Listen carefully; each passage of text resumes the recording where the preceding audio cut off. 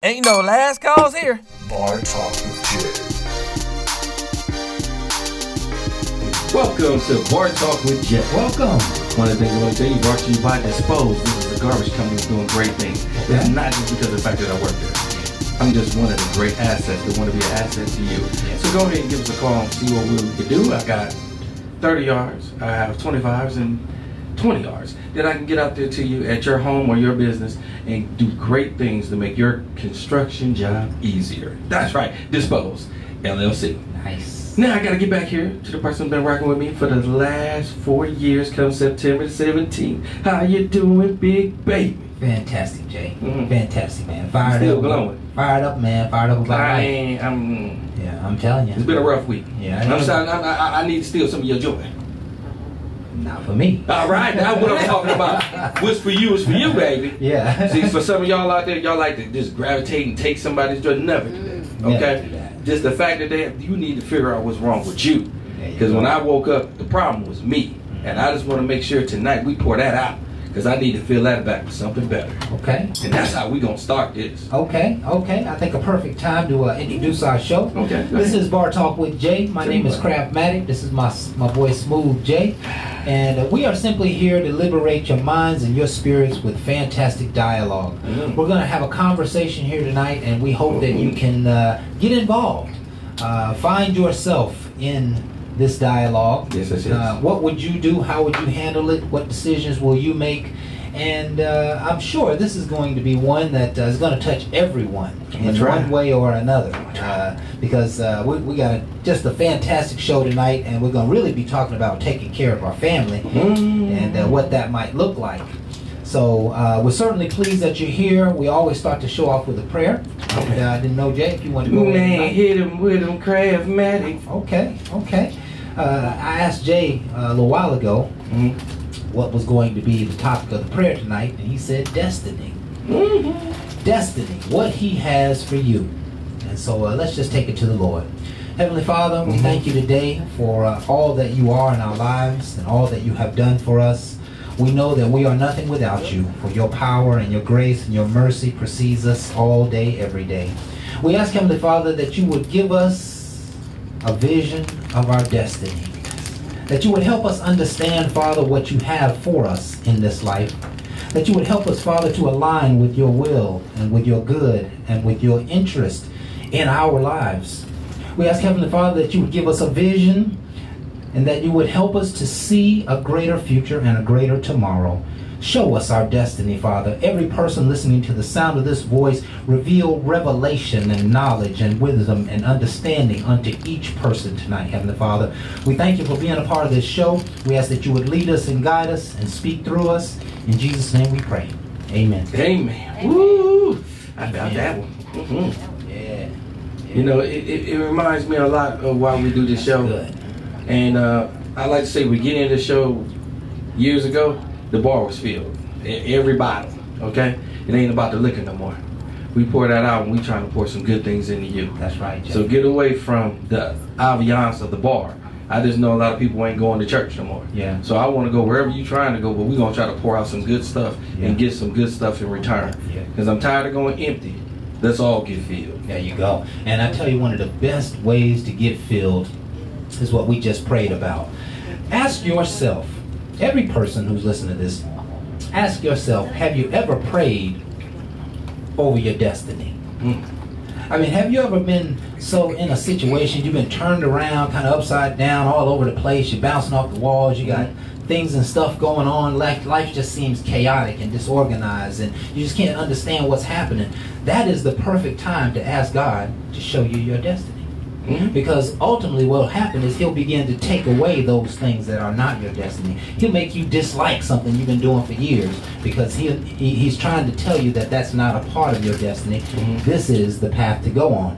And so I'm just encouraging everybody, you got to reach for life. Life just doesn't happen through osmosis. Create your life. Create your life with God. Whatever you decide you want, I'm of the notion that anything you decide you want is already yours. But it won't be yours until you ask for it and then until you get laser focused on it. right? It's already yours. And God created an infinite world. We have infinite possibilities, and all we have to do is choose. They say many are called, but few are chosen. The few that are chosen, those few simply do not choose. Correct. The few that are chosen simply do not choose. And so we can carry on, over. Yeah, but I like that. I like that's good stuff. So let's go ahead and cover last week's subject. Oh, it was a good topic. It was a great topic. I thought it was. Yeah, man, we did a good job with this one. It's called Celebrating Our Men. Ladies, do we need to do more, or is Father's Day enough? Well, I can say like this. I asked for $210,000 so I can buy a big truck. I got $25. I don't know who the hell fell short. Everything I asked for I didn't get. But let me tell you something. Right. Wonderful day.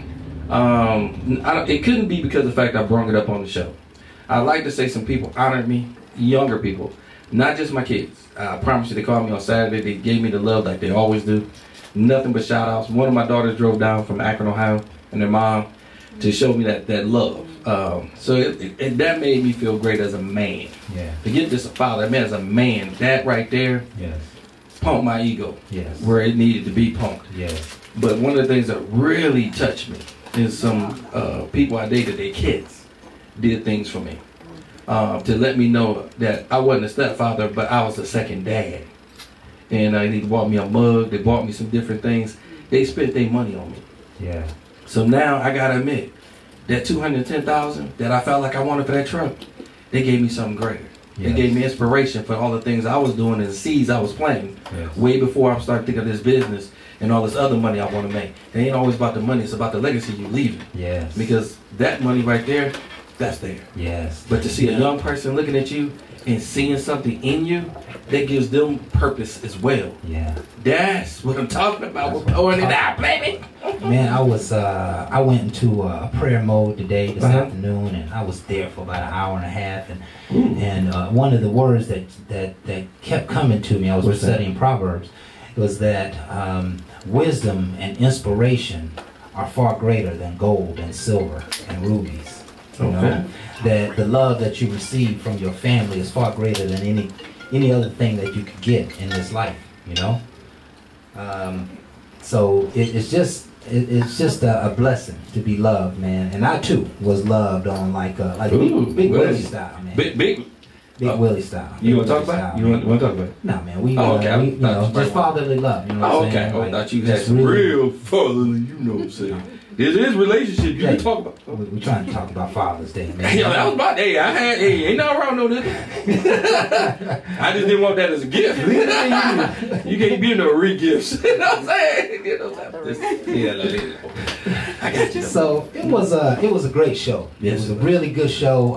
I think therapeutic for the soul of men, and it really gives us some inspiration that we can be loved and we are loved, and it also shows us in some cases some of the routes that we might need to take in order to expose ourselves to more love. You know what I mean? If you're a father, be a father. You know, one of the biggest points that came out of the show is that fathers aren't getting celebrated because they aren't there. And you can't expect somebody to just pour love on you and they never see you and never talk to you. And so if you are a father, step up. You know, the worst thing that can happen is they assess you a little bill. Right? But I promise you, there's some great love in there, and there's also a responsibility for you to take care of in that equation. And sometimes it's the baby's mama, sometimes it's the baby, but you got to step up to the plate. You cannot be missing in action for the next 50 years. You can't win if you don't play. Dramatically deteriorates family. And one of the things we didn't say, but I wanted to play, just send out kudos, shouts out to all the fathers who are expressing fatherhood outside of their biological family. You know, if you got a lady friend and you loving up on her kids and coaching and developing and showing love, if you are, even if it's just you know, you coach at a basketball team or the baseball team or the girls club or whatever the case may be, that really is an expression of fatherhood. You know, that is an expression of participating in other people's lives, and we can never take for granted what happens outside of our biological family. You know what I mean? Like, for example, you know, I'm just thinking about so many people who say, I wasn't raised by my father, I was raised by my stepfather. But my stepfather, you know, handled business and took care of things, and that wasn't something he had to do. That was something he did out of the love of his mom and of the love of the child. So just asking people to step up to the plate a little more, man. It was a great show, folks. We'd love for you to go back and take a look at it. We are all over the internet, as you know.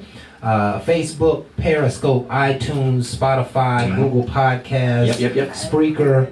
Of course, Jay got a few others for us. I mean, you be leaving off the offers up. You know, you always be leaving off there. Black Planet, you know, MySpace, Back Pages. You know what I'm saying? You know, wherever you trying to get down, we trying to move on. I'm just trying to change. Craigslist, what?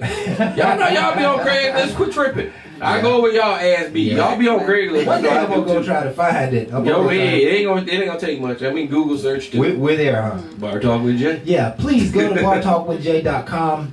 You can watch all of the shows there, experience all of the work that we've done. A number came out here just before the show.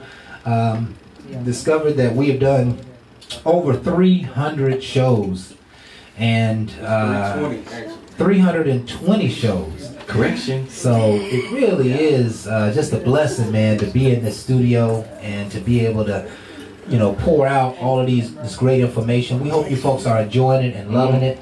And so let's just move on to our quote for the day, shall we, Jay? By the way, like us, subscribe, subscribe. Share us. We appreciate any help that you can give us to get the word out. Okay. We've got a quote for tonight. Bar put together our agenda here. Megan Georgia. Man, did she do it big this time. And the quote goes like this. Hate no one, no matter how much they've wronged you. Live humbly, no matter how wealthy you become. Think positively, no matter how hard life is. Give much, even if you've been given less. Forgive all, especially yourself, and never stop praying for the best for everyone. We are to live as one and bring back unity in order to bring back teamwork and collaboration. Whew, yeah, I gotta work on that. There's a lot of stuff in there, bro. Yeah, some stuff I fell short on that one.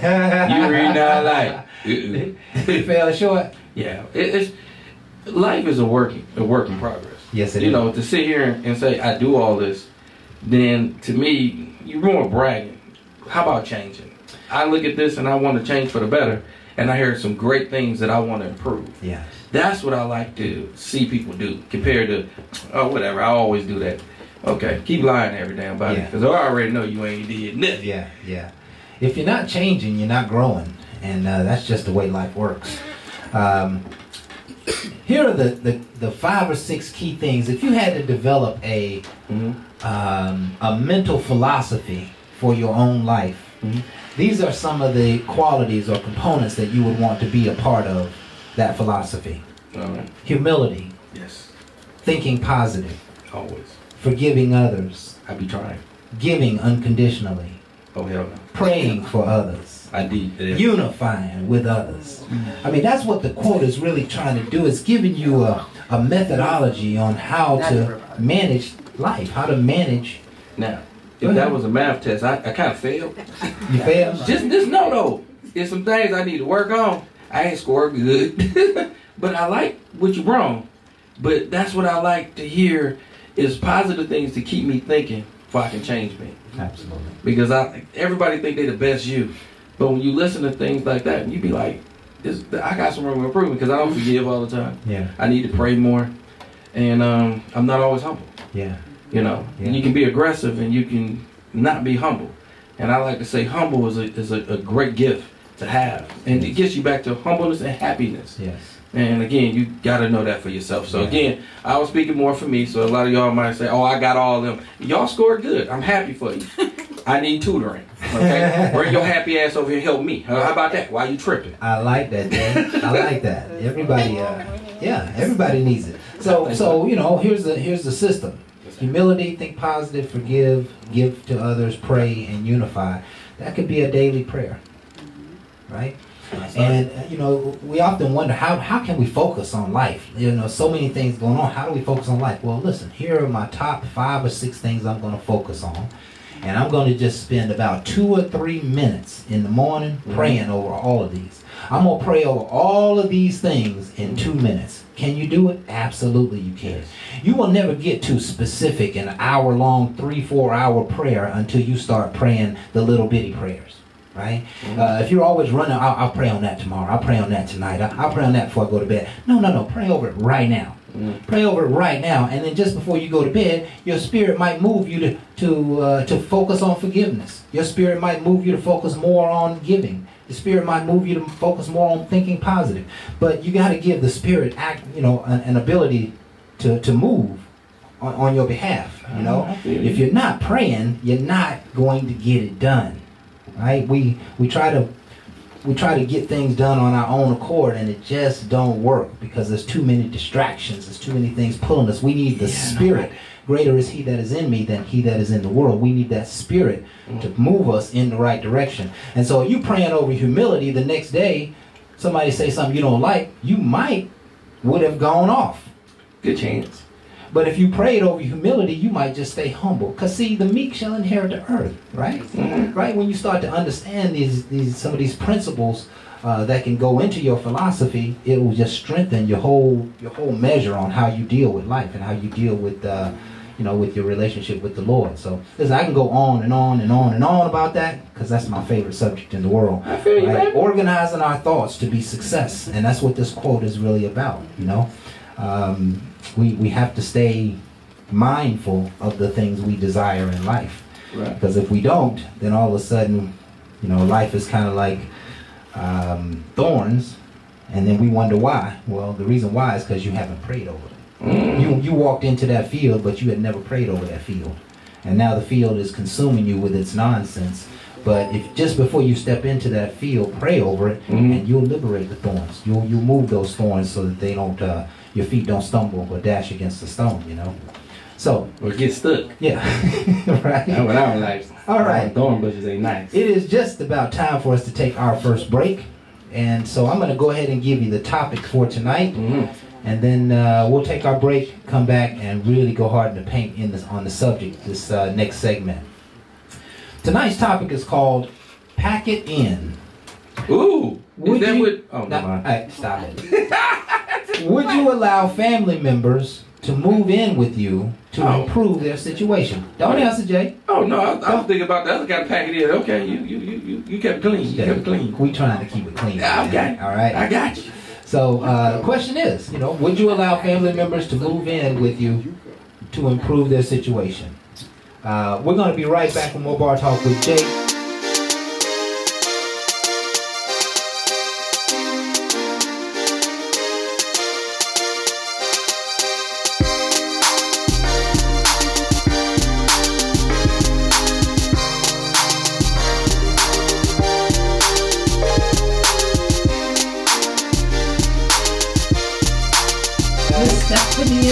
We got to find out how she doing. How you doing, girl?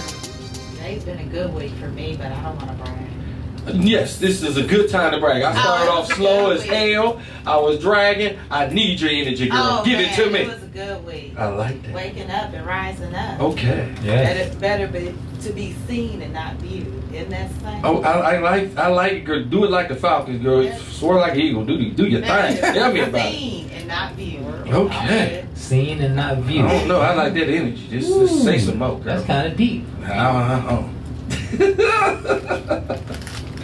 As y'all can see, we trying to go in deep with this pack it in. Oh, you might want to give a little bit more on that crap, man. Pack it in. People moving in with you, right? Yeah. Okay, yeah. Get my mind right. You know, my mind, I was drifted. I was was gonna let you go on. Okay, I was. But I know how you do. Let's get back. You know, I drift. I have problems. So would you allow family members to move in? Oh hell no, not now. Nah, bro, I'm stubborn. I got stuck ass. But listen, it's nothing personal. I am that person that did it. I will always believe in encouraging families during this pandemic. I definitely had my niece come in with me. I wanted to make sure everybody was safe. Don't get that twisted and wrong. It's just now I'm starting to notice sometimes when you try to help somebody, it become one-sided. And my whole thing is help should be us all unifying. You know, it shouldn't just be about you save up all your money and you cause me a ton of debt while you get ahead. We ought to be working together. We got to sit down with a plan. Since we don't always sit down with a plan, you just come in because your thought is, I ain't got to pay rent.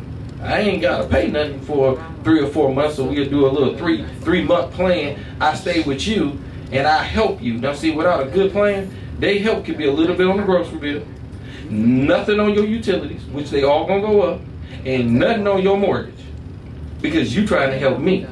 Now, see, at this point, it can become a little selfish. My whole thing, if it's planned out, I won't feel like I'm being taken advantage of. And when the 3 months is up, I'm not looking at you and you looking crazy because you ain't saved a damn penny and you didn't get nowhere where you thought. So now you need another couple months and I'm the bad guy when I tell you, no, you got to get the hell out.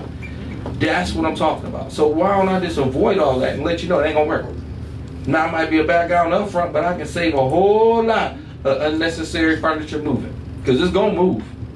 Because it's my house, so it's going to move. I'm going to move it with your body. Okay. All over the place until you walk out that door. Okay. I'm talking about an eviction. Oh, I got an eviction for you, player. But that's why it doesn't work for a lot of people without that. The ones that actually come together with a plan, I believe it can. During the pandemic, I definitely felt like we had to come together, watch out for the elderly. My mom, I always had to make sure she's my #1 concern. Keeping people away from her, where, again, she can confine but live good. Make sure she's all right. And then look after my family members and also for my friends. And that's no more than calling to check on them. That's nothing but love. Now, to me, that kind of come together unifies. The coming together because I want to come up off of somebody, that's selfishness. And that's what got played on me young. And now that I'm old and stubborn, you can't play me like that no more. And I'm not looking for that. But if you come at me the right way with a business plan about how you're going to do it and it works for us, I can sit down and discuss it. But if you come with that boo, oh man, you know, just help a brother out. You doing good. So you want me to do bad for you continue to do bad because that's why you trying to use me. How about come up? Let's come up. Give me a plan about us coming up and we can discuss. Other than that, you keep your ass where you at. Sounds like a Jeffrey line right there. Right? Ain't coming by. How do you feel about this subject, Ms. Stephanie? I'm talking to the mic, please. I come from a different background. I come from a real estate background. So I know I cannot put anyone out my house who has lived there for 14 days that receives mail. Now you got to evict them. So most people, friends or family that call me, they already know we're going into a contract. Because if you're coming into my house, that means you need me. And I don't mind helping my family, but it's not going to be willy-nilly. We are writing it down. And if you have kids, you're going to sign my whoop-ass waiver. I'm going to whoop your kids like I would whoop mine. Okay, okay. And we are going to have family meetings and check in to figure out what steps you have taken to get out my house. So there's a difference between She beating your kids. She keeping your money. Ain't nobody ever gonna move you with your way. Right now. That's the point. And we can tell. And I need that. I need all that transcript down. I'm gonna put that on my door. These are the steps to move in with me. These are the conditions. Read the fine print. But I think there's a difference between someone moving in and helping family out and collectively coming together. And I do believe historically we do not collectively come together to grow as a family. Right. We don't. Right. And we're talking about black folk. If anybody's questioning what she's saying. Hell no, we know. What she's saying. You know, we I ain't good at that one. We see the Hispanic and the Asian community come together and they'll live 6, 7, 8, 10 deep in you know, a certain amount of space. And you know, in a 3 bedroom house, they'll be in there making it happen. Making it happen. Making it happen. Growing and helping Saving each money. other. Yeah, listen, I've seen 8, 10 of them in a house, and they all got nice cars outside. And they happy though. Yeah, I mean, this cars. They enjoy each other. Nice cars with payments on it out front, but they're living. You know, they're, I guess we'll say, living below their means Within their for the means. sake of coming up. Yeah, I say within. It's within. Yeah. Because they're living within their goal. I actually had the experience of having a client of a different nationality. And their motto was, these are their words, not mine. If it's 4 bedrooms, it's 4 families. 4 families will go into one house, and they save and they rotate and they help until one moves out. Another, it's almost like friends helping friends, but they're really doing the family helping family. Right. And the concept is dope. Can I imagine 4 people in 1 bedroom? No. But then it questions, what's the bigger goal? Right. Right. And then you're able to move out and get the bigger goal. Then you achieve something, because we got to start somewhere. Gotta Right. start. So I definitely like the concept. It's just, again, you got to have that mental control. You got to sit down with a plan, and you got to work with somebody. Because again, you're not used to that, and you're not really raised like that. That's where it gets thrown off. And again, that's where the disconnect comes from. And that's why I like these conversations, because it connects me better, because I tried it without the contract. With the mail coming. Yeah. And then they told me about the eviction. And then I moved some furniture. Listen, they wasn't going to call nobody when I got done with that ass. Just know they got out, okay? Now, to me, it was totally unnecessary. I'm not a person that want to condone violence, but I'm going to tell you right now, don't come to me with no foolishness, and I won't come for you. So when they came with it, I had to give it back to them, and then they realized it wasn't worth staying. Because if they told you had 30 days, you got 30 more ass whooping. So you might as well take that one I just gave you and find you a new place, because you knew what went on. My whole thing is most people turn against you. And that's what I don't like. Let me address this thing. Let me Talk just to me. move 10, 15, 20,000 Yeah, feet get up there. higher, right? 'Cause I'm low. Just in both of you introducing the subject, it was tense. Was it? Like both of you, it's like your guards up big time when it comes to this subject, right? And there's nothing wrong with that. I'm not saying that it's right or wrong.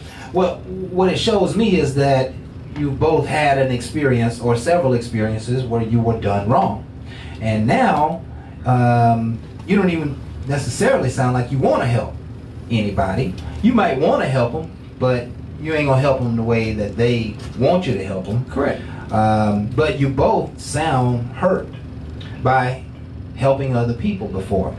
And I don't really know where I'm going with that, but it's just it's just an observation. It's a good observation. And the only thing I can tell you is I've been through some things. I learned from it, so I don't really hurt from it. Again, I told you I moved the furniture, so all that was let out. All that anger and all that madness was taken care of at that time. And I ain't carry it on. It's just now I know what I don't want to go through again. Well, let me just ask you this, man. I mean, shit got to get bad for you to move furniture. Like, what the hell was going on, man, for you to I took their head and I moved some furniture. Listen, No. you got to realize. What happened, man? What you mean, what happened? Give us a quick story. Like they It was got real. bad. They got bad with you, or they refused to leave? bumped up. They bumped up and said, you know, I got mail coming in, bro. You just can't ask me to leave. I said, well, you said 3 months. 3 months is up. Well, I ain't saved up what I thought I'd save up. I mean, you know, I had my car break down. I had some things happen. My whole thing is in the time span of what you gave me. Anything that happened in that time span, I have no real control of. But I know my bills was going up that whole time, and you didn't add to it. So now you want me to add more time to it because you fell on some things that you didn't perceive. My whole thing is I don't really want to keep going through this. So, no, you need to go. Well, man, I guess you're going to have to evict me. Now, this is family. Now, when family turn on you like this and tell you that, don't get me wrong, yes. After them being there that long, that's what the proper channel was. This is just me, and I ain't going to tell you this the proper way to do it. I made a lot of mistakes, and that's what this show is about. Right. Talk about the mistakes before I don't have to have y'all go through things that legally I was wrong. But as a man, I took his ass and we went into that couch and we moved that couch with his head around for him to realize, don't play me. I helped you the best I could. And then you want to continue to use me and you thought that was going to be cool. Yeah. Nah, bro. We moved some furniture, and when we was done, nah, he wasn't too thrilled with me. He ended up leaving. Was mad. Didn't speak to me for several months. But he came back and said, "You know something, man? I ain't like how that went down. But you know something, man? You was right. Because I ain't say nothing, man. I had a lot of stuff going on that I didn't tell you about. And, you know, I just thought, man, you was doing good, so I figured you didn't mind." But that was never a conversation he gave me. You never gave me the opportunity. You gave me disrespect. Yeah. And you just try to put it on me. Yeah. Don't do that. Yeah. I'm a person of not violence, but I'm on the edge like anybody else. Yeah, man, let me tell you, I think probably one of all of our pet peeves is people who popping off at the mouth and I'm trying to help you. You know, that's a big issue. That ruins your opportunity to stay there any longer, right? Your mouth can get you in more trouble than you can just imagine. And, you know, there's a whole bunch of stuff that goes into the equation of moving into my house. But most of all, you can't be disrespecting me with your mouth. And you can't be telling me what I'm going to do and what I have to do in my house. And that, you know, just like Jay's family members say, "Hey, well, I guess you're going to have to evict me." I mean, that's a stance to say, like, you can't make me leave. You know, and that's, you know, that was a problem. Yeah, absolutely, Jay. I did not understand, but I once was lost, but now I am found. He got fired too. Yeah. He found them poles, man. Put the poles on. I mean, you don't want to, you just say something. And I've seen some real tense situations with people living in your house, people living in homes, you know, family members trying to help them.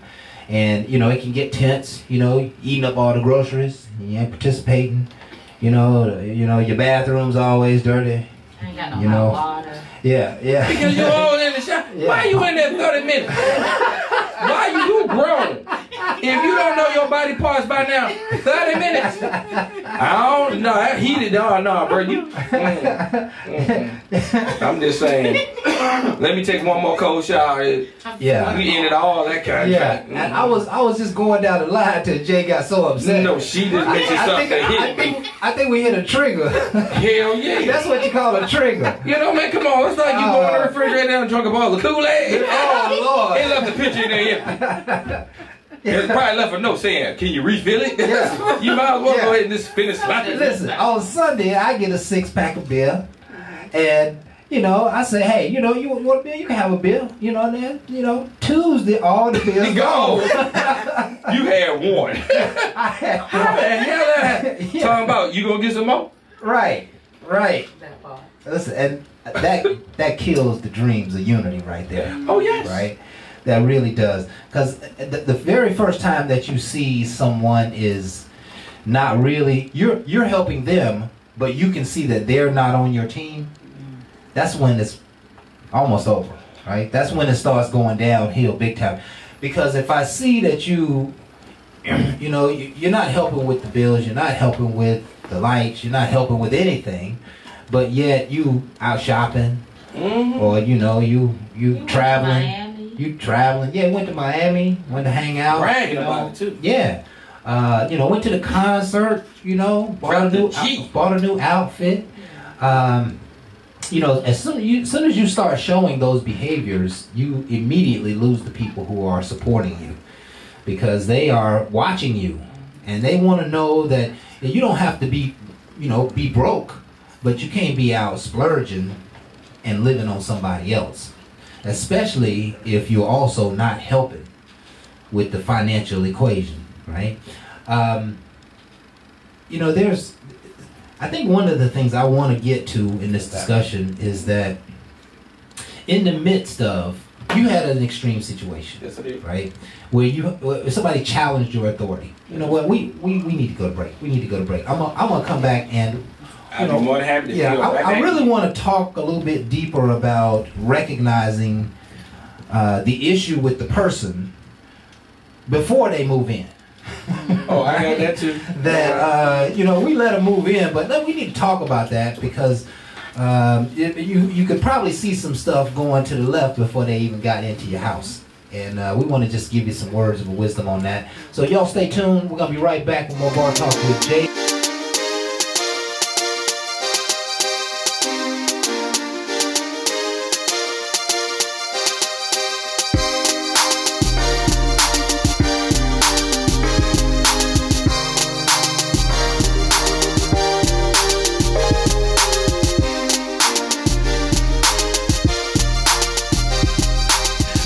Woo, man, my girl was just going over some contractual agreements on these kids.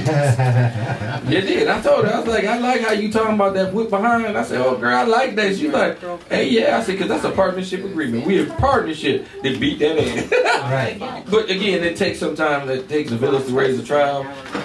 And that's what it goes to. It's not just about the beating, it's about pouring into. If you're not allowing me to pour into yours, but you want them around me, then you're really hindering me. And that causes problems. But we're going to get back to what you was talking about real quick, because we're going to go in on this one. Go ahead, Craig. If I can answer your questions. Yeah, I was basically, as I looked at the both of your attitudes as we addressed the subject, they were both, again, intense. They were both putting up a protection layer, right? Saying, hey, you're not going to hurt me anymore. You're not going to treat me like that anymore. I'm going to need contracts and hell no. And, you know, this is basically what y'all are saying. And it's real. It's real. For those of us who live a little life, we've been just taken advantage of so many times, right? But, like, if I were to, or if you were to allow someone into your home today, what kind of, what would be a prerequisite to getting into your home to live with you? I mean, what would have to take place for you to do it again? For me, they gotta know me.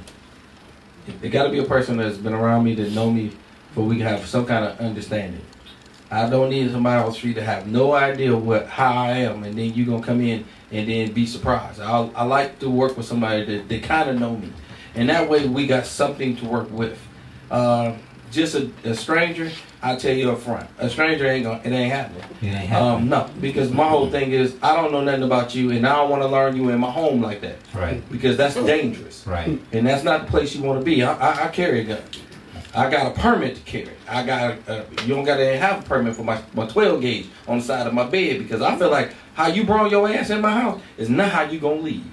Okay. So just think about that when you come in, because I protect mine. So no This strangers. is Georgia. I like no, that. Don't do that. Because, you know, safety and security has got to be number one, right? If you're going to allow someone into your home, you can't be creating vulnerability, right? They're going to steal your stuff, or, you know, they're going to let the friends in and, you know, steal your stuff or whatever. I might be stealing yours. Yeah. So you come in the wrong way. You had some comment on that?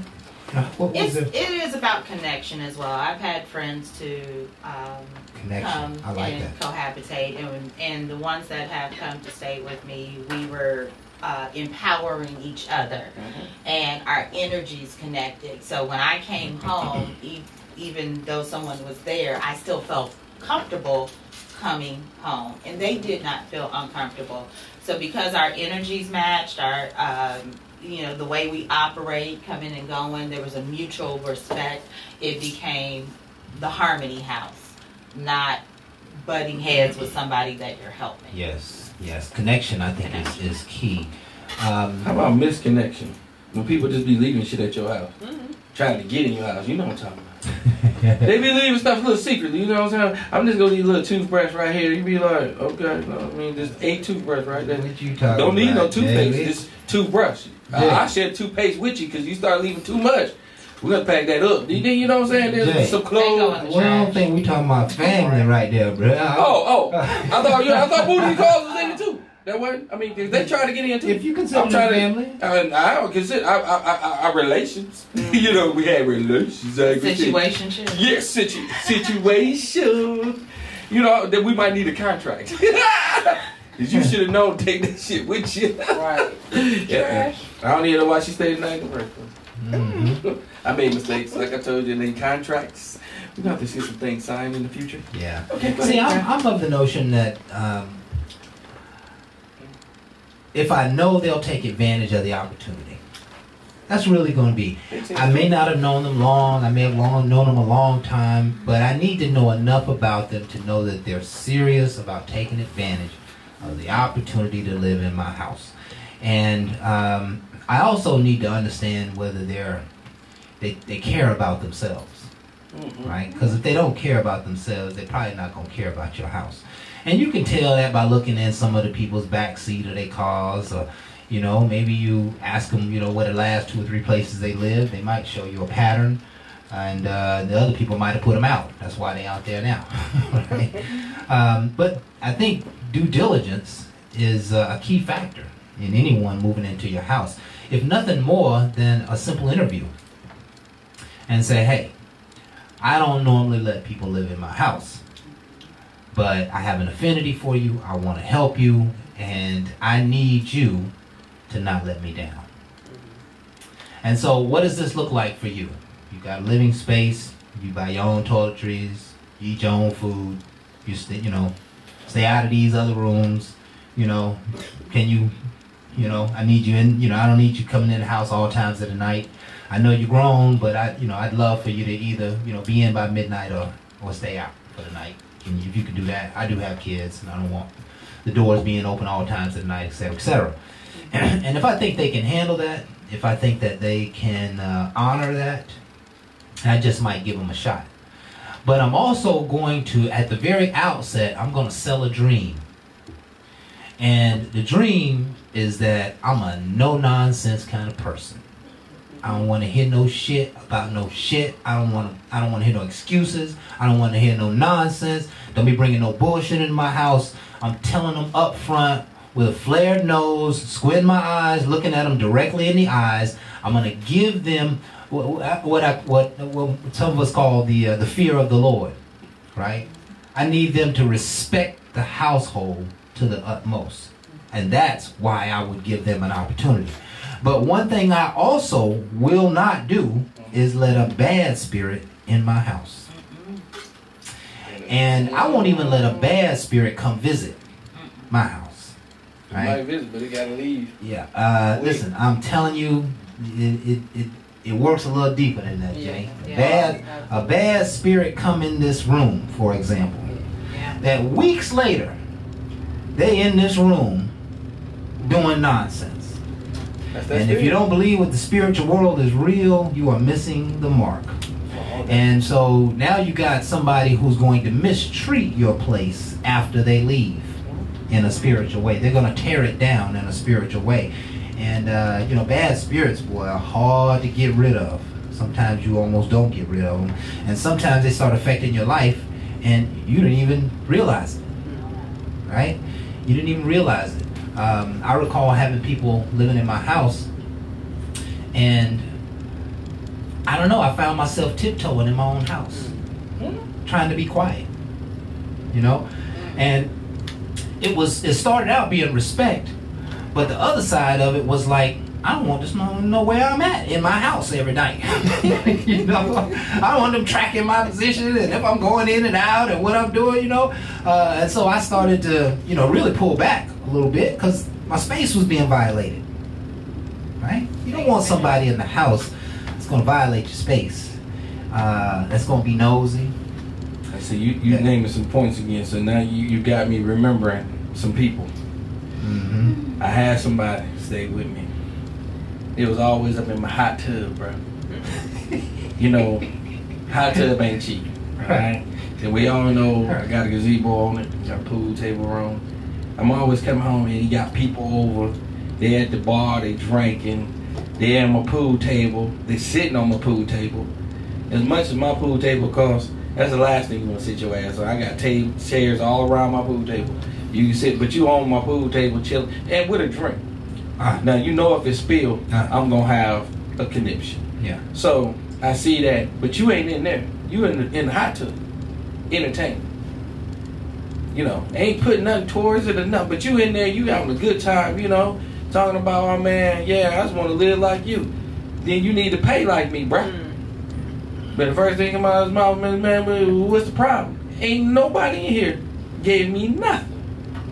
But y'all living y'all best life off of me. And you just looking at me. Back to that furniture moving. I'm telling you. They do it and they say they don't purposely do it. If you got 4 or 5 people sitting in my bar drinking up my liquor, you purposely just screwed me. Then you got another 4 or 5 people in my pool room, sitting on my pool table, kicking it, having fun. I had nothing to do with that. I'm getting screwed. Yeah, and then you in my hot tub with somebody. Not us. You with them. It wasn't for us. It's you and her.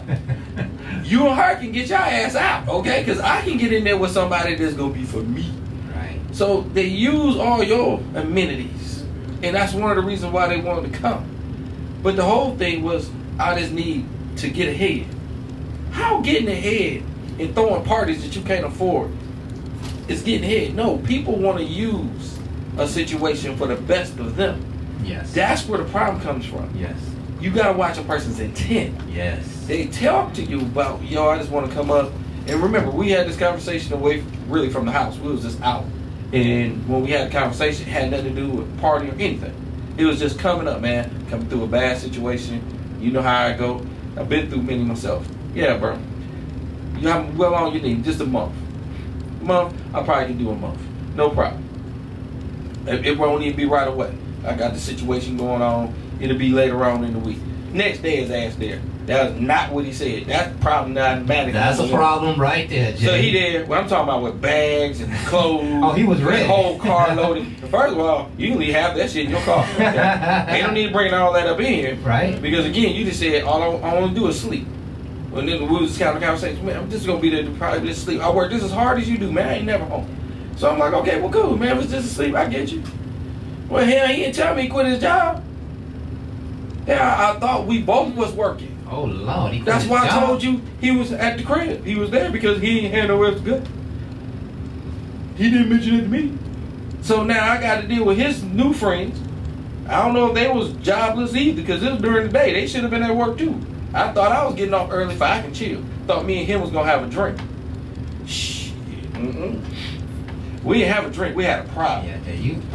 But again, all this is not saying this got me. Everybody ain't got a pool table and all the rest of that stuff. My whole thing is I try to give opportunity. Listen, how did you handle that, man? You come home, you see these people hanging out, drinking your liquor, I didn't hard tell in the middle of the day. I was being nice. I didn't know the people at the bar, and I know they're adults, so I knew everybody was legal, of age. So instead of being rude, I knew I was looking for my boy. Because there ain't no need to just kick people out, and I could have. But the whole thing is, I didn't know. So instead of being rude to everybody, let me go find him, because that's his job at this point. Right. Because I ain't know nothing about it. But then if he tell me something that's reasonable, you know something? Let's just say, why be a behind hole? Yeah. But let me find out. What did he say? What did he do? When I finally ran into him, you know, he was too busy entertaining the girl. He had the wrong answer. And when you trying to show off in front of somebody, now I'm about to show off for you. Now, at that point, I didn't ask him to ask them to leave. I had to do it. Right. Because I had to ask him to go too. Right. And it wasn't just for him just to leave completely that day, but it's to get out my sight because it's going to get ugly. Right. And he did. He respectfully got out the hot tub, got dressed real quick, and she left and everybody left. But my whole thing, like when I got with him later, is how I had to handle it. Why couldn't you let me know? First thing he said was, I was going to let you know when you got there. So you can start hearing the disrespect in the person. Right. But again, this is a person you thought you had an understanding with. Everybody is not on the same level and the same vibe as you. But you think that way until you see something different. Now, luckily, with him, he didn't stay with me long. Probably stayed with me, that day was the last day, but it was like several days before that happened. So, at all, probably less than a week. So again, I don't know how far he got up. I mean, I still talk to him this very day. I can't say he's really my friend because of not just that situation. Yeah. I just don't like how he handles some things. Yeah. But again, he called me a freak, he called me whatever you want. My whole thing is you just not gonna use me like you did before. Right. Now that's not for me to judge everybody else. That was him. That was him. But I'm not looking for that kind of behavior. Right. Now I'm used to the behavior. The people at the bar. Oh, that was rude. When I asked them, I said, hey, me and him having a disagreement, y'all need to leave. Can we finish our drink? Hell, you ain't pay for it. You sitting your ass at my bar drinking up for free, and you got a nerve to ask me, well, can I at least finish my drink? Like he paid for it. Oh, now at that point, no, bro. Not now. You put that down right now. Right now. Knowing I'm going to pour it out. Yeah. Like, you that broke that you got to keep that little bit? No, I'm that broke and kicking your ass up out of here if I can keep the rest of what I got. So you got to watch how people present themselves to you. Yeah. Now, at that point, I started finding he had using friends. So he had a user mentality himself, not understanding that I'm not a user. Right. But he didn't think about it at the time. He was enjoying himself. And that's what happens when you're around the wrong crowd. Yeah. It can bring you down. Because I like to say he's not that person that I see normally. But bad spirits around you can bring the worst out of you. Yes. And I like to say some of the people that I met that day, didn't have the best intent. I won't say the worst spirit because I won't claim that. I just know they had a badass attitude. Yeah. And I corrected it by leaving. Yeah. But I can't tell you that was them all the time. They ain't my people. You know what? It seems like all of these equations that we're talking about comes down to being used. Yeah. Right? It just seems like it all comes back to people who take advantage of you. And so you have allowed someone into your home. You have kind of opened shop for them to be able to fix their situation, fix their life. And it's within the allotted time. Let's say they got 90 days or 6 months. And, in some cases, maybe their house burned down. You give them a year or whatever, But week 1, week 2, week 3, you see something that just ain't going to quite work out. Mm-hmm. And it don't mean you got to get rid of them. But it might mean you have to parent them. It might mean you have to coach them a little bit. We want to talk about that when we come back from this break. Y'all stay tuned. We're going to play another nice groove. Y'all enjoy. We're going to be right back with more Bar Talk with Jay. Right after this.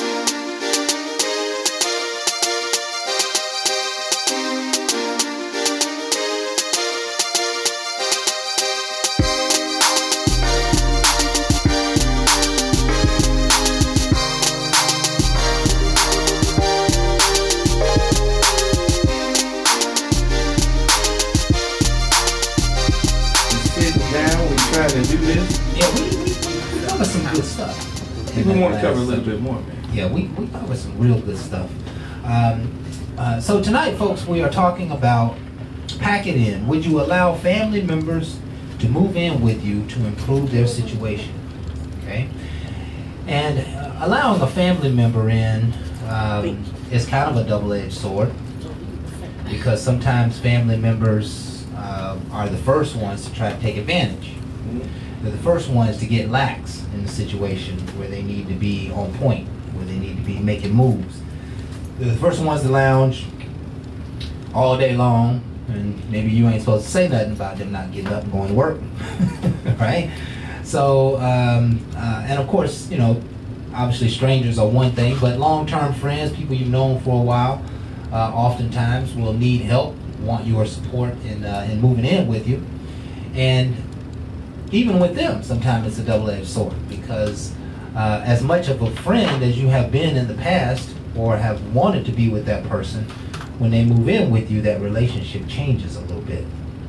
And, I wanted to take this discussion to a situation where you've allowed them to move in. Okay. You've allowed them to, stay for a couple of weeks, a couple of months, etc., several months. But in the first month or two, they balling out of control. They're not helping, they're not supporting. And, they still got a few months, maybe, or several months on their agreement with you to stay in the house. And so, what do? Do you parent them, or do you just keep your mouth closed and just wait till the end? Let me give you a couple scenarios real quick.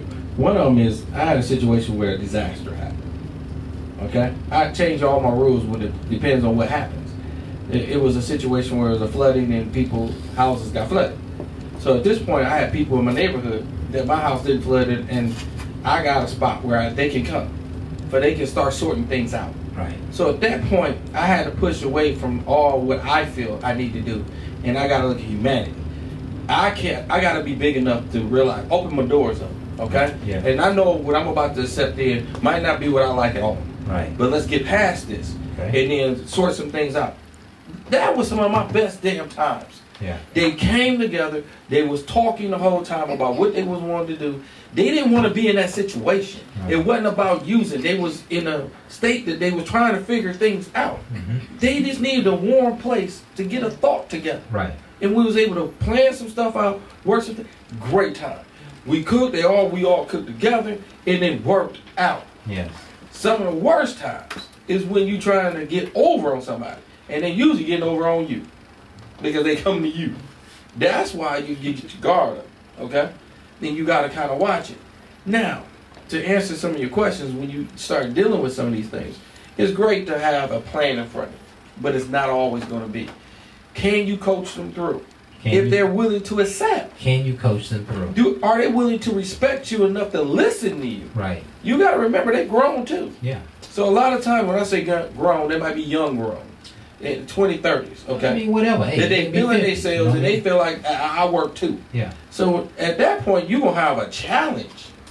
And it's going to be a problem. It's not going to be no problem. I'm telling you, it's going to be a problem.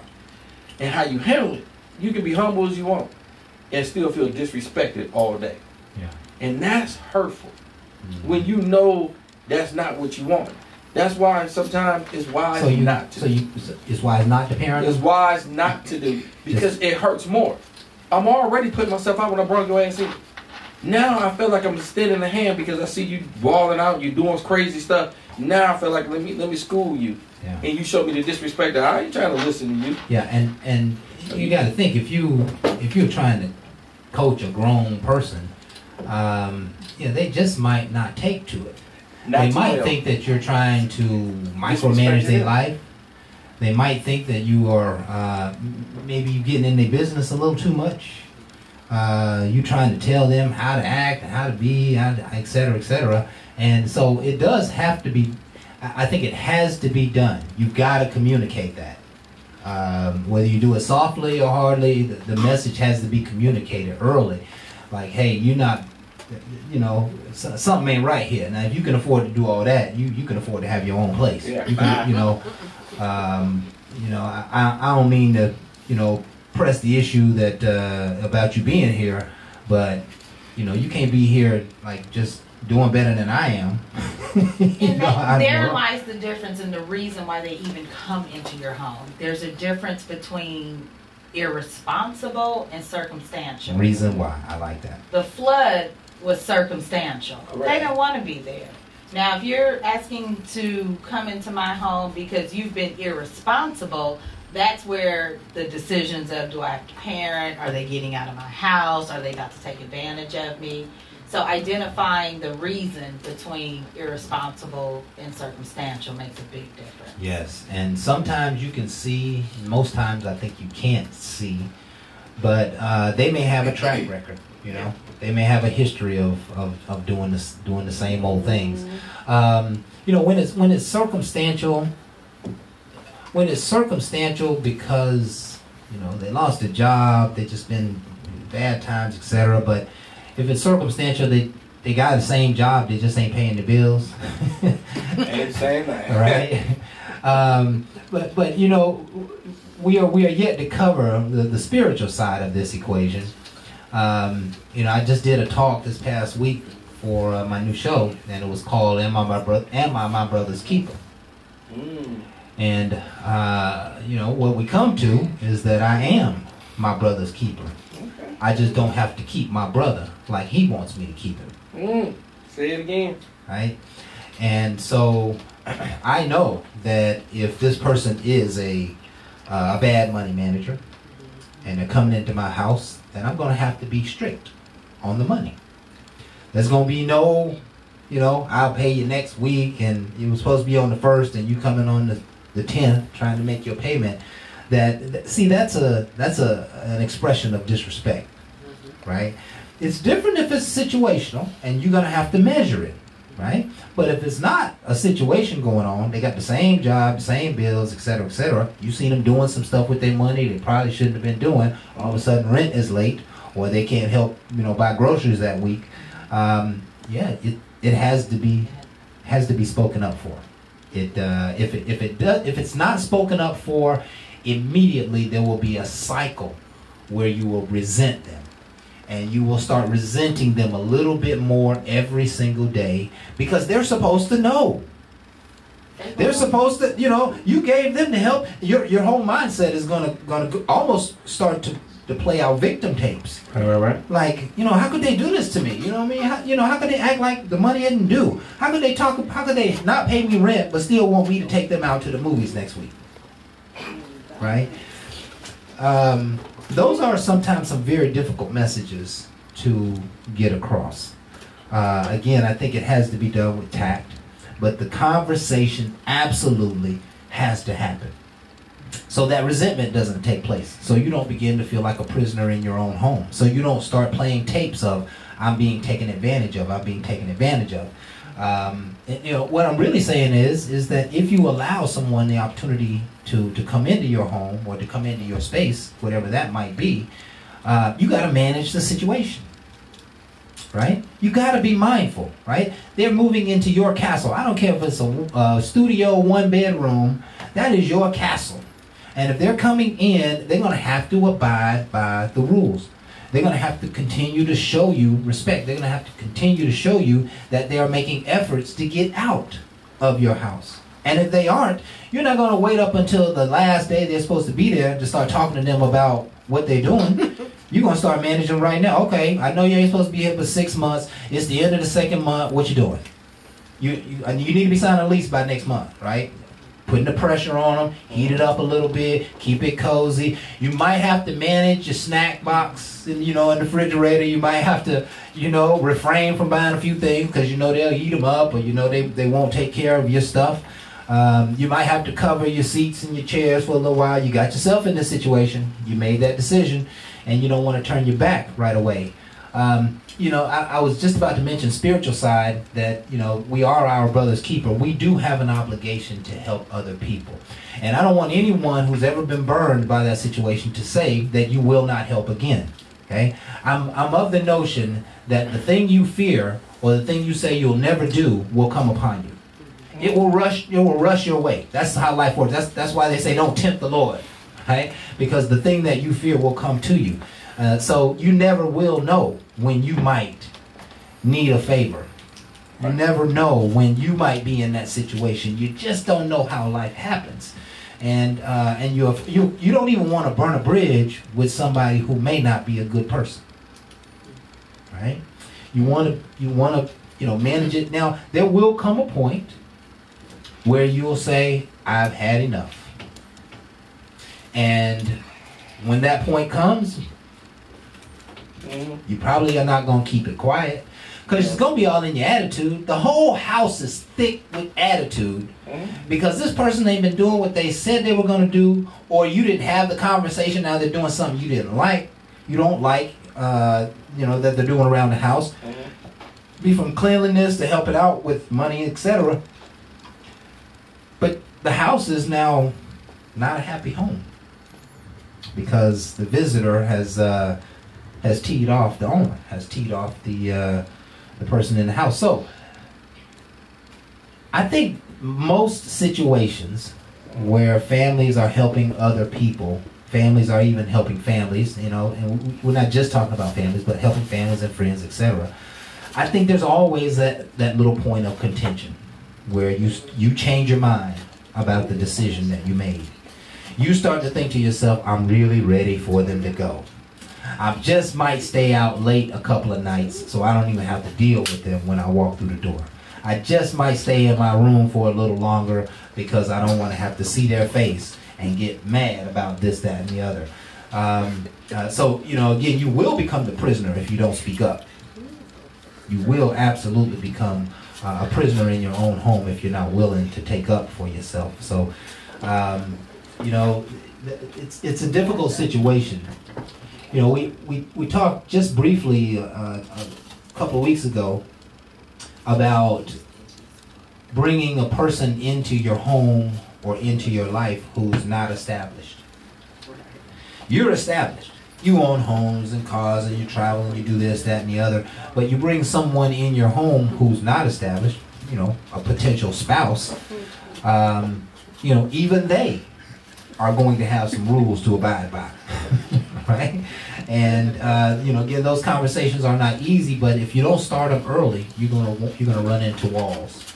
You're gonna run into the hurdles. You're gonna run into the setbacks. You're gonna run into the arguments, the disagreements, and you just don't really need all that bullshit in your life. Okay, you really don't. And I sure know. Yeah, and you are trying to help, but you end up kind of getting taken advantage of or getting burned. And now you're salty, and now you're walking around salty all the time. Because when you leave home in the morning, you're going to talk to somebody. You're going to tell your best friend what he or she doing in the house, and then you might mention it to somebody at work. And so all day long, you're carrying around this nonsensical stress, right? It just makes no sense. We're going to cover this subject in a little different way whenever we get back. So we're going to go ahead and take a break. You got something else you want to share on that, Jay? Man, I like to tell you, even through the stuff I went through, I love what you said about, never say that you wouldn't do anything. Because again, I told you, tragedy changes my mind immediately. Because that circumstance right there is not controllable. That's God doing his way. And then I have to accept that I have a part in this whole matrix. Yeah. But when I look at personal decisions, I have to weigh things differently because of what I went through. It's not for me to move furniture again or not to help somebody. It's to come up with plans. I'm noticing people just get over on people because game recognize game. Well, damn it, I've been played enough, so I'm recognizing things and I want to play a different game. So to you, it could be, I'm bitter. No, I'm just getting wiser. I have to take every experience and learn from it, and I have to grow. It is my formula that's going to make the best me, for you don't see the worst me. Yeah. So if I tell you no, it's not because I don't like you. It just ain't going to work. Off of the equation that I come up with, how you present yourself to me, what all I went through, and then I'm taking this knowledge of me and what I've been through and what you're showing me. What you're showing me, that's the key. And I'm adding it up to say, hey, yes or no, before we start something that ain't going to be good for either one of us. So I don't want you to feel like it's always a bitterness. I like to say sometimes we got to use a little wisdom. Well, listen, the people who, the people who are taking advantage of you are the people who might think that you got an attitude. Who cares? Exactly. It's not my problem about your attitude. Shit, you the one hurting. What the hell you come to me about my attitude? Right. Don't adjust me. Fix you. But listen, there's so many people who are getting taken advantage of who won't speak up. And they won't say nothing. Come here. Bar Talk with Jay. Damn, I got a class for you. Yeah. You ain't gonna like it. You ain't gonna but like I promise once I put you through the ringer, you gonna learn it. Yeah. Tell you tonight. Yeah. Listen, let's just take a quick break. We're gonna play this one track. We'll be right back with more Bar Talk with Jay.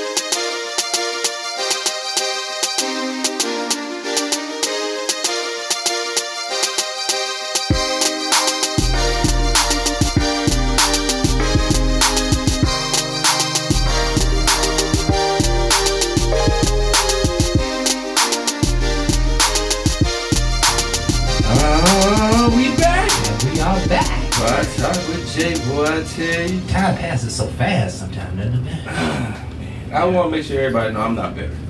Through all the experiences I've been through, it's not about being bitter. Yeah. I'm trying to be a better person. Yeah. To move furniture, you don't want to keep doing that. Okay? It's not even good. I got it from Bernie Mac, but I did it way before Bernie ever said it. Moving furniture is a situation where you got to move people around in an aggressive way that I'm not promoting. Okay? But one thing I will tell you is don't disrespect me. And don't challenge me, because I'm that person that's been on the edge for a long time. You push me, you might get what you don't want. And that's where I feel like America is at right now. We've been pushed enough, now you're going to get some fight back. Yeah. Now, is it time for change? Yes. But it's time for us to come together and do better. Yeah. Not talk, do. The biggest problem I ever had with most people that I had a disagreement with is they talk and they didn't do shit that they say. Yeah. Yeah, and I want to talk about quite the opposite side of that. Okay. We've got a couple of other spins on the subject here, but if you are in a situation and you have to move into someone's home, and I have had to a few times in my life, life just takes you up and down, but when I left that house, I was missed. Why? Because I poured into the house. Okay. They didn't require me to pay rent. They didn't want me to pay money. They wanted me to get myself together so I could go get my own place. So I didn't have to spend money around the house with the exception of what I consumed. But I always made sure I bought way more than I would consume. I bought dishwashing liquid, and I bought I bought bottled water to the house, and one of my favorite things to do when I was down was to people seem to be just so pleased when you clean up their kitchen. There's something special about when somebody can get in your kitchen and clean it up and take care of it like you would take care of it. And so I made it my business that every night I would take care of the kitchen. And so, in one case, I was with my best friend and his wife and his kids, and you know, I stayed on kind of on the west wing of the house, but I let them tear it up. You do whatever you want to do all day, every day. My job, I'll be down about 10:30 every night, and I'll clean it from top to bottom. And that's how I did. And I would clean out the refrigerator, and I would take out the trash, and I cut grass, and I trim the hedges, and I clean the garage, and I wash the cars. Hell, nigga, you can stay with me. Listen, you get a lot of value out of me staying around. I sure will. Yeah. I'm gonna get ready to cook. I'm gonna get ready to damn yard, man. Listen, unless I was spending my money. I'm doing it. And then I can save a whole lot of money. A friendly face, right? I mean, it sounds like you doing a whole lot. I did. Appreciate you. I did a whole lot, and they were both extremely grateful for my stay because I showed care in their household. I mean, I was cleaning cobwebs out of the corners, and I was washing floors, and you know, I even one Sunday when they went to church, I decided I was gonna clean the whole house, right? And I did that because I never ever one time wanted them to feel like I was attempting to take advantage of them. I didn't want them to ever look at me and say, "Here's the guy who we trusted, and he's letting us down." Day in and day out, he's doing, you know, he's not cleaning the house, he's not participating, I never want anybody to think about me in that way. And so that's about protecting my character, that's about doing what I'm supposed to do, being responsible, that's about being accountable, that's about showing people who help me that I can go over and above to show my appreciation. Gratitude, right? It takes that. And you know, again, grown folks just might get into a situation where they need to stay with somebody. And, you know, I'm planning to be a millionaire, but it's not to say that life won't change and something happens and I'll need some help. And when I give that help, I'm going 100,000%. Where I live is going to be better off when I leave than when I got there. And so I'm just encouraging you folks to take care of other people's homes and other people's stuff if you find yourself in a situation where they need to help you. Okay. Now, see, you wanted to bring a perspective, and then I've got one from Stephanie coming as well. What's on your mind? I think based on what Stephanie wants to talk about, I'm gonna let her go ahead and talk about her subject, and I'm gonna come in after. Okay. So, Steph, what were you thinking? You know, we had the conversation about family moving in and being ungrateful. We talked about situations and circumstance where you open your home to someone.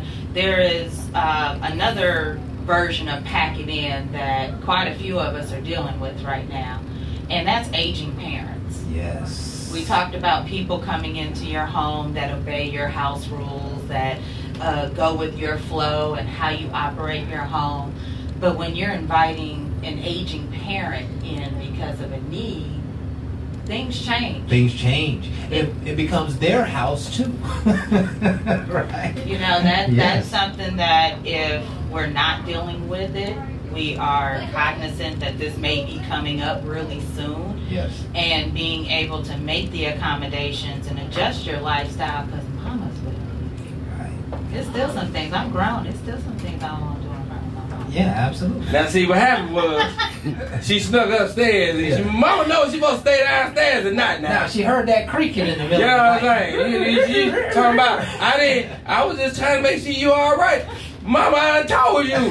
Stay out the sauce. Stay out the sauce, mama. Anyway, it hit home with me because my mom is with me. I won't say her age. Just she's a person that's strong and in the age of food. But what I love about her, she has a great spirit. In my home, I tell anybody, it ain't mine, it's hers. Okay. I pay for it. Right. It's hers. Right. So somebody gonna say she stayed with you. You can say that however it suits you. But she has everything that I have. It's because of her. So when you want to measure something up, I say this is hers before I say it's mine and my name on it. But without her, my name wouldn't be on nothing. So to take an honor, I'll take a knee to her all day because she showed me justice when she never gave up on me. So when I tell you, will you have some dark times? Or it could be a blessed time when you take it encouraging. Yeah. And that's not easy. Yeah, listen, it is, there's several parts of this equation. Number one is you're going to start to see the diminishment of your folk before they get to your house. And you're going to have to pour into them before they get to your house. You know, I'm thinking sometimes it may just be a few years, maybe 10 years. You know, you may know as a family member starting to, have dementia, or, maybe they're high blood pressure, they fell a couple of times, because there's nobody there to take care of them. You might see that they ain't got nobody to go get the groceries for them every week. So every time you go over there, they need to go grocery shopping, right?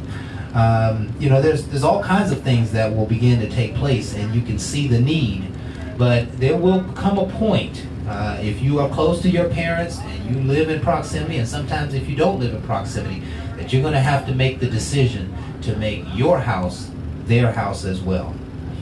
And it is going to change your entire life. It's going to change the existence of your home altogether.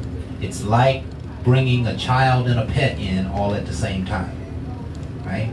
Because this family member is going to need to eat every single day. They're going to need to be taken care of, sometimes even cleaned after. They're going to need to be entertained a little bit. You're going to have to spend time with them. You're just not going to be able to lock them up.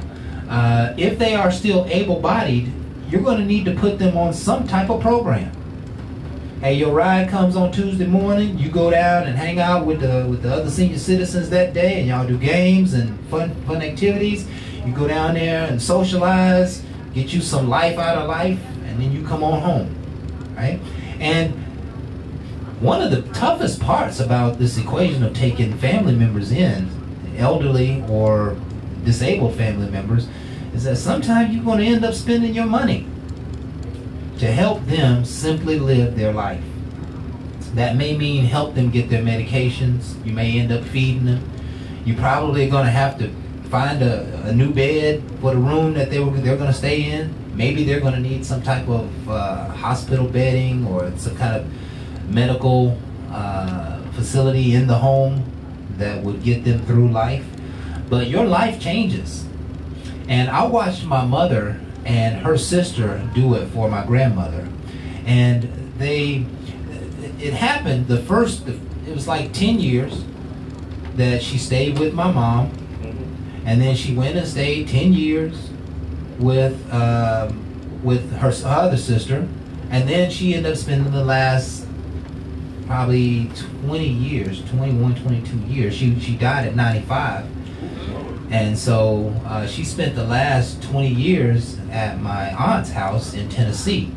And what the family did when they moved her into Tennessee was they pooled money and built on a room for her. So she had her own bedroom, she had her own bathroom facilities, she had her own little TV and dining room table in her room, but she didn't necessarily have to come out. She didn't have to come out and deal with the stairs in the house. She didn't have to come out and find something to eat if she needed a snack. So, that was, I just only thank goodness of how successful and prosperous that my family has been, that they could do that for my grandmother. But there are many folks who don't have that, right? That, you got a one-bedroom place, but your mom needs you. And maybe you go and get a two-bedroom place, or maybe you try to make it work with one-bedroom place. But, aside from the money challenges, we don't want you to get in a place where you start resenting the situation. And you can start resenting your family member, your mother or your grandmother who's having to stay with you. Because you can. You will. Things will happen and you won't be able to go to that event that night because she needed to be taken care of. Or you couldn't go that day or do this that day because she needed to be taken to the hospital or to the doctor's office that particular day, or having a procedure.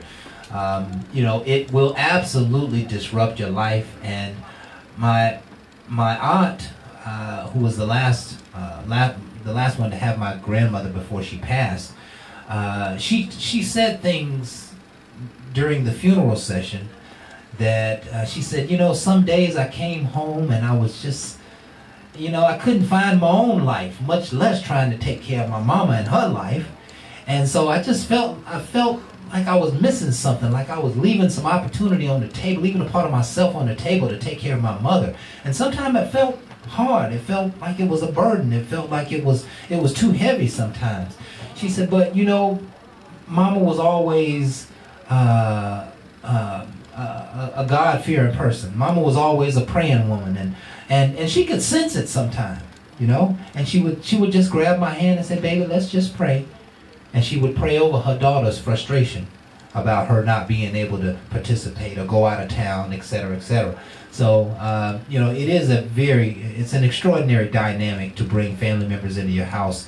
I'll tell you this, and I'm just kind of pouring out my heart here as a radio show host here, but one of my greatest regrets is that I did not put my life away and go and move into my father's house and take care of him before he was really on his deathbed. And my father for years was one of those people who was always self-sustaining and make it happen, and he was young-spirited, young-minded, could still thrive, never really had a trouble or a pain or a problem. And then he came down with cancer. And he fought cancer for a year. And I think during that year, he didn't want me to see him very much. I think he didn't want me to see him like that, you know. And because I went to visit him a few times, and, you know, he just was real standoffish with me a little bit. He just didn't want me to look him in the eyes. You know, he just didn't want me to see his father like that. And so I gave him his space. I was attempting to give him his space.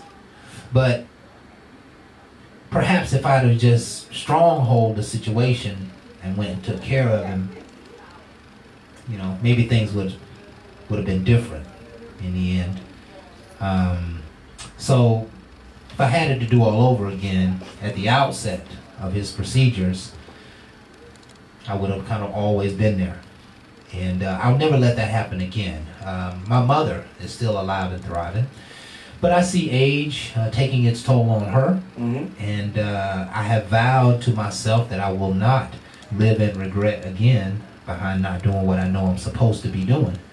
And so there will come a time when I'm going to be very proactive and intentional about bringing my mother to live with me.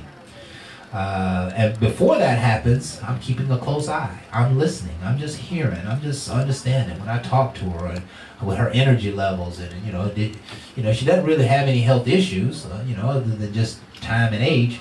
But there will come a time where there may be something real important I need to pay attention to, and I'm willing to do so long before she's going to move into my house. And I'll tell you all day long, man, because I've been around you for a long time. One of the things, the time I spent with you is how I love and respect your relationship with your parents. Yes. And again, the passing of your father, I know, was a very difficult time. And I knew you was going to weigh it, but I'm going to tell you all day long, don't let that weigh you down like that. Because one thing your dad did is he showed you love and he showed you life. Yeah. And I want you to continue that with no regrets. Because one thing he did is he showed you he was a strong man. Yeah. And you are of him. Yes. And by you speaking of him and how you going to look for your mother is how he's still shining on you. Yeah. So I'm telling you, don't ever look at that as a situation of a burden or I wish. He just showed you the dude that you are. Yeah. Do what you say. And I promise you, he didn't need you. He just wants you to do you. Yeah. And that's going to get your mama where she need to be. Absolutely. And that's the number one thing he looked after when he was with her. Yeah. And that's what I want family to get back to. You know, no more regrets. We have to stand in. And it's not just because my mom is there. Yeah. And again, I'm not caring for my mother. Please don't ever get twisted. I can't even tell you her age, but she add more value to my life than I probably add to hers. Yes. So when I have to do the days of what I probably don't care to do, she showed me why I would want to do it. Because she did it for me all my life. And when you bring somebody in, it ain't just because of the pity. I asked my mom to stay with me way before when she ran her own house, was doing things. But the house had water damage. So they had a flood situation go on. It didn't flood my house, but it flooded hers. So when we got it rebuilt, she kept getting sick. And I thought maybe because of the flood. You know, remember, we flooded, we tore everything down, bleached everything, rebuilt. But my mom stayed sick. And I'm like, yo, because of the flood and what's going on and that neighborhood was going down, Mom, maybe you need to come stay with me. You know, I divorced already, big old house. You can have your own place. You can do you. She didn't care for the steps, and she reminds me of that every day. Every day, she never liked me. She had steps, too. So she take them as an encouragement for exercise. But Lord knows she get to the top, woohoo! Right. And I'll be like, Mama, you all right? It's too early, baby. I don't know yet. Yeah. So she is the comic in my life. So when you look at things, looking at it like the worst way, and it's the best way. Yeah. Because when she brings you things, she's going to bring you a lot of wisdom. Yeah. So when I do my show, it's because I sit with her and I listen to her. Because she tells me all the time, you talk about relationship, but baby, you ain't good in no relationship. And that's why I do this. Because she let me know, you ain't good at it. I never said I was. She's like, well, good. As long as you know on that show, don't act like you good. Because you know you need. And that's what gets you better. Somebody that know you, that can tell you some things, and you will listen, because I will receive, because I know it's out of love. Yeah. And that's the problem what most people have, is you don't want to receive because you don't trust the information that's being given. But you trust certain people. That's why I want us to trust more. Yeah. And you guys to have that kind of openness, and that way people will bring more. There's not a girl sitting over there now. She didn't even know what she was coming into. She trusts now. She's like, I don't even know what I'm going to say. I told her, it's not about what you say. It's about your spirit. Let it speak, and this is how we're going to change things. That when somebody listens, they got something to listen to. Right. Give it to them. She talking about whip ass. I was like, what? I got to sign up for that one. Why? It's not about beating the person. It's about changing the person. All behavior is not going to be what we want. We want more. So my whole thing is not to beat. It's to change. Spare the rod. You can go back to the Bible if you want. But let's spare the child. Spare them from the heartache of the depression that society puts on them. Let's get them up. And I'll tell you, that's what we need today. There you go. So let's change this. All right, folks. It is time for us to take our final break. We're going to come back and share our parting words on this subject tonight. So if y'all will stay tuned, we'll be right back with more Bar Talk with Jay.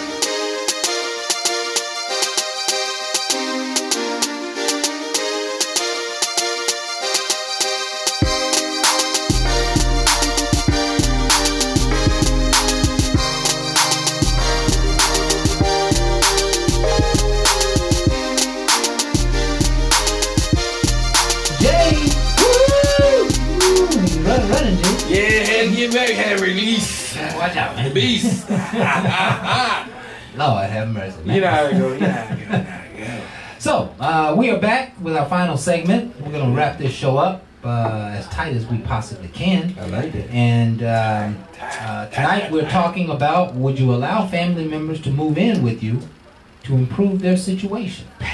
And we have talked about the subject really from rags to riches, from having a free will choice to say, no, I don't think you'd be a good fit in my house, I can't help you, all the way to almost being mandated by life because you care about a family member and you are obligated to take care of them in some way, but you choose to bring them into your house because that's going to make them much happier, that's going to give them a little more life, that's going to be something that will be good for your heart as well. It's not going to be easy. Anytime you bring somebody in, it's not necessarily going to be easy. There are people who can make it easy if they handle business. When I was with my roommates, I brought steaks home on Friday. We put steaks on the grill, right? And, I brought steaks every Friday because I just wanted to make sure they knew I wanted to give and participate. Right? But after a few weeks, they're like, hey, man, you don't have to make steaks no more on Friday. Don't worry about it. I said, steak out. Yeah. I said, well, listen, I just want you to know I care. And if that creates a little routine where I can participate and show you love every week, then that's what I'm going to do. So there are people who will take care of your relationship and your home and the finances, et cetera, et cetera, et cetera. But most, it will not be easy. Okay? Now, see, you wanted to bring a perspective in. Yes. I, just listening throughout the whole show, like you said, y'all pretty much covered it from top to bottom as far as how you want to say, I guess, in the house. Mm-hmm. We touched a little bit on it earlier about how different races do. But I do see it's like a two-tier conversation that we might have kind of looking from 30,000 feet. And, you know, if you look outside of the American culture, the elders are always given a much higher status, and the rest of the family usually falls in line. There's a lot more community, and then especially when you look at like the immigrants, everybody that's coming in is wanting to band together. Yes. We got here a little bit different. Right. You know what I'm saying? Right. So we got a little bit different experience, a little bit of a different upbringing. Yes. And it's not quite the same. And it's not quite the same. And I man, what a powerful point you make. I would imagine that our history, our slavery history, has I don't know. It's caused us to have to some degree a competitive spirit. Yes. Very much a competitive spirit. When your country is 400 years ahead of you, then you just might get very competitive about life, and in some cases you may shut off some people because you know, you're just not willing to have a setback in your home. You're not willing to have a setback in your plan, your financial future, in your grocery bill. You might not be willing to have that setback. But it is very true that other cultures wrap around the elderlies. You know, the elderlies continues to be the backbones of the family. And when the elderly, I mean, as soon as they start needing something, the family members automatically start chipping in. So one daughter probably is going to forfeit going to college because she needs to stay and take care of mom during the day, right? And the whole family is kind of okay with this, you know, this level of family, you know, and we just don't have that in Black America, particularly Black America. What do we do? How do we fix that? What is the cultural shift? I'll tell you what have to happen. That happened in my family that I noticed and I loved. Family reunions that they do every year to every other year. It changed up because I got a big family, different parts. We're gonna go there. Best thing I can tell you is one of the things that I did recently. One of the family reunions, the elderly didn't pay. Okay. They didn't pay. No, normally they get the kids. Somebody finally got wise and they changed up and they said the elderly don't need it because they did their harmonies. They did this already. Right. We need to show them. So pay for your kids, pay for you, and let's honor them. That changed my whole way of thinking because then the amount they asked for was less than what they normally would pay. Because normally a nice hotel, somebody did in a big old little mansion. So we was at a very big old house. Had a caterer, they slaughtered a pig, DJ, music, everything. All right. Somebody sacrificed their home for nobody have to pay for a hotel for a whole lot of things. Of course, we had hotels after we left the home, but we didn't have to just do it at a hotel in the ballroom. But we did have one. Still had a ballroom. Still had the same fun, but the cost was way down because somebody pre-thought. And one of the things they thought about was the elderly. Not to disrespect, but to show respect. That's how we change the game. You got to start looking at things differently. If you want to succeed, you got to quit looking at it as how I can just gain, how we can put back. Because who was speaking more at these engagements was the older elderly. Because they felt like they wanted to say some words because how they loved the fact that they didn't have, because they the ones that brought it together normally. They paid for their kids to be there. And then for once, they get something that they ain't paying, they had words to say, but it was positive words of encouragement. Because again, we have to set the tone. That's one way. I don't know, because a lot of people don't even have family reunions. I encourage you. How do you not know your family? It's up to you. And it can start small. You can start with the people you know. It don't always just have to be a big thing. It can become big when everybody get together. It's up to you. I love when I do my show. It's like a family reunion. Every show. Every week. 300 and something shows. Why? Because I enjoy what I do. So when we come together, we have dialogue. We worship each other's family, where we praise up. That's what family reunions need back to do. Them kids you don't know, they need you too. And we wonder about bringing somebody in your home. Can you even call somebody on your phone? Right. While you talking about bringing them in your home? Right. That's the sad problem that we got today. And then you wonder about our slavery and our heritage. We damage ourselves sometimes by what we've been through and not what we changing. We watch TV, but we don't always change. You know, Jay, one of the things that's happening to kind of answer C's question is that the world's moving at a real fast pace right now. It's a good thing, ain't it? It is a good thing, but that means that I don't really get to know my family members deeply, like the days of old. We're not gonna, to save all year to come to the family reunion in July and be a family together. That, I finish high school, I finish college, I leave. My cousin has children. Years later, their children have children. And they live in my hometown, and I don't really know my own family members. And so I think because of our history, because of our challenged past, maybe just a word of encouragement about getting to know your family. I don't think we're ever going to bring back we're not going to bring to Black America the culture that other families enjoy. Generations of family enjoy, that hierarchy of the elderly and the youth. We're not going to bring that back until we take one step at a time. And that first step just might be, let's just get to know my cousins. Let's just get to know the people who are in my family. Who are they? I went to, me and my lady went to a Christmas family reunion. Actually, no, I went this particular by myself. There was another one. We went to a anniversary for my cousin. It was her 70th birthday. Went there, all the family came from Detroit, California, came from everywhere to be here. And there were people walking around the room who are my blood relatives. Mm-hmm. And I don't know them. And sometimes even we get in those environments and we know that we don't know them, but we're still shy about going to meet them. Wow. Well, it takes, it just happens.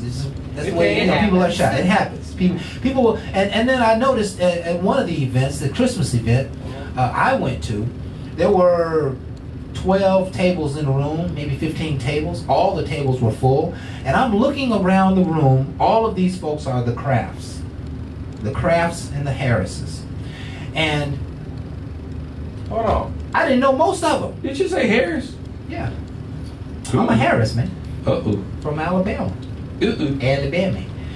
Harris is part of my family. Okay. We'll talk about that later. Well, we all from Alabama. Just trying to tell you, that's my daddy from here, Griffin. Yeah. So I'm looking around. I'm looking around this room. There's 200 people in this room, and 75-80% of them I have never even seen. And I'm looking around. There are kids, grandkids. I mean, there's young adults. This is a thriving population of family, and I don't know them. So what do? I go around shaking hands, and it was one of the most awkward feelings of my day. But I'm walking around saying, "Hey, how you doing? I'm your cousin. I'm Stacy. I live in Atlanta. How you doing?" I'm handing out business cards, and I'm getting numbers, and we trading emails, and becoming Facebook friends on the spot. And I'm reaching to be closer with my family. That's the point here behind this particular segment. See, I think you bring up a great point. Everybody else has generations of family with love and respect for the elderlies and how they manage these families as they age and who's going to do what and who's going to do this, and they really put it together as a family. They have a caring system for the elderly so that they never have to be alone, so that all of their needs are met. And here we are in America, we got tons of family and we don't even know them. And we don't even have a mechanism to know them because there seems to be nobody wanting to put together the family reunion anymore, or nobody knows where the family members are. Nobody has a list of emails or phone numbers. And so, again, the world is moving at 1,000 miles an hour. It's going to take some very proactive and intentional effort to rebuild families in America. And it's going to take you, whoever you are listening to this program, you got to take it one day at a time, one family member at a time. And I have a cousin in California. His name was Bubba. Bubba was at every single family reunion. He was, I don't know if he was just prosperous enough, but he had the intention to come from California over to Alabama or Florida every other year to our family reunion. But he had sisters in California, and he had kids and grandkids in California. And I never knew them until he passed.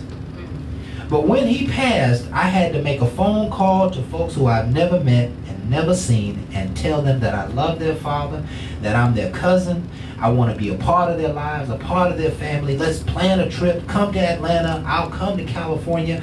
And it was one of the most moving experiences that I might have ever had in relationship to family. How powerful would it be if just one person reached out to one person, right? There's an uncle who you haven't seen in 30 years. He's somewhere.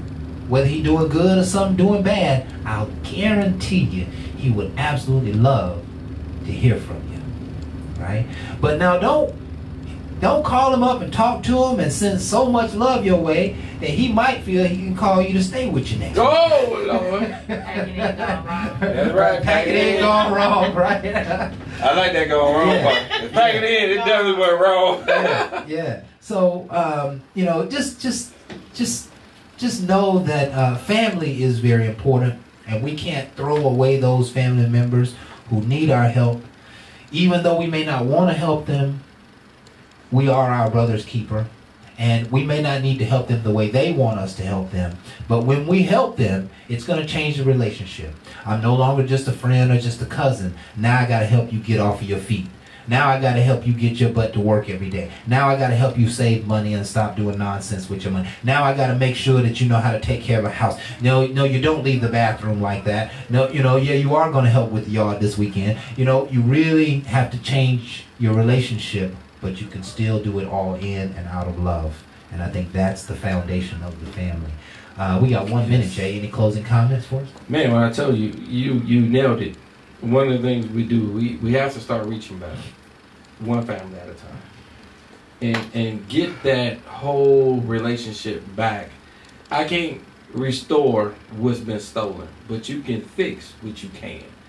I want to make sure we have an opportunity to do what we can. Yeah. Don't wait till a person gets sick into a diminishing state where it's just a problem. I asked my mom to come before it's ever an issue. Yeah. The reason why, they can aid you with knowledge. When you're playing around with something that you don't know, yeah, they can show you. She gave me wisdom. That's why I do my show. My whole thing is, again, September 17th. It's a lot of things around dates that I love. That date is when we started the show, and that's the date of my mother's birthday. So she will always be remembered for what we're trying to do. Because she was a part of what I want to do. That's beautiful. Any closing thoughts for us? I do want to say thank you for having me and having this dialogue and discussing and getting over hurtful experiences about packing it in and identifying good reasons to pack it in so that we can all grow as individuals, as families, and as a culture. Absolutely, absolutely. Because you will need somebody, and somebody will need you. Mm-hmm. And let's stand on that we're going to help whenever we can. This has been Bar Talk with Jay. My name is Craftmatic. This is my boy Smooth Jay. We got Stephanie on board tonight. Yes. And we want to thank you folks for being with us. Our show is nothing without you. We're only here to try to be leaders in our own community and just bring positivity and words of love, messages of edification to the human spirit. That's what we stand for. We love you folks, and we are here every Thursday from 7 to 9, Facebook Live. Please join us, share it with your friends and family, and never forget that we love you. We'll be here to support you. And with that, folks, we are out. Ain't no last calls here. Bar Talk with Jay.